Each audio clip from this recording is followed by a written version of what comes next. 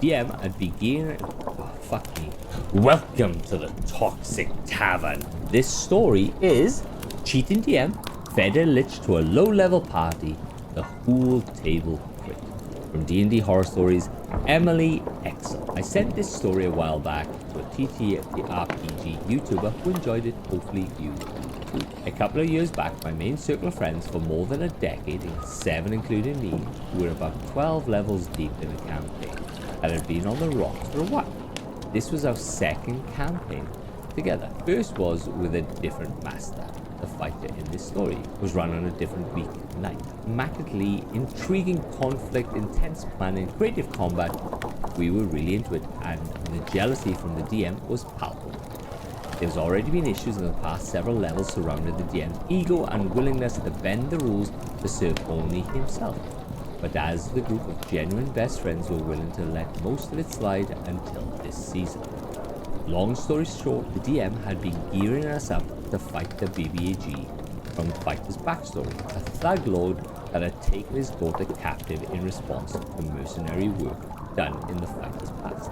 BBEG was already torturing the fighter for several hours and killed the fighter's brother just a couple of sessions prior. We had to scrounge up what we thought was a suitable bargaining piece to avoid combat, but DM seemed pretty ready to rumble, so we got started.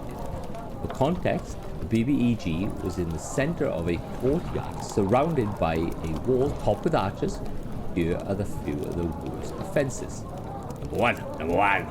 Instead of letting the fighter hold combat with his own BBEG and help save his own children, DM began combat by cutting fighters'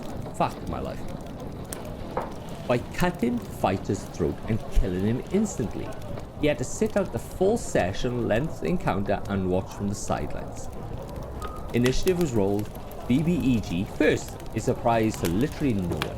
He was revealed to be a reskinned Litch with all the same properties, but more HP. Fucking hell! Number 2, auto-stun the rogue me. Admittedly, I had a high damage output, so it was the least understandable. Rogue then takes several arrows, gets Finger of Death, and is down and out in one round. I guess the DM wanted the fight to be particularly intense, and decided to kill both fighter and rogue instead of plan more complex combat. 3. Monk's turn. She tries to scale the wall and start plucking off some of the archers. Totally normal monk activity at level 12, right? Think again.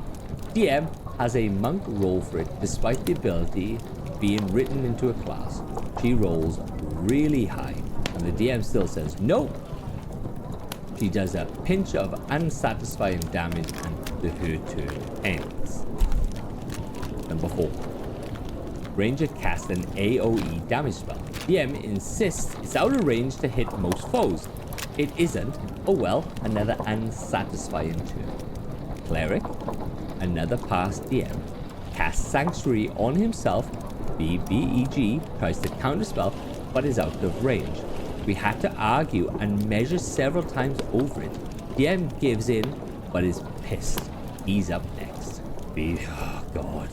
BBEG makes a multi-attack on Barbarian and DM tries to include a pretty brutal spell. Fighter notices and messages the DM covertly to remind him that no, multi-attack do not include spells. DM reads the message quietly and proclaims out loud as a response, I don't care what the rule says. BBEG casts the spell anyway. Yes, some baddies can in fact cast spells within a multi-attack.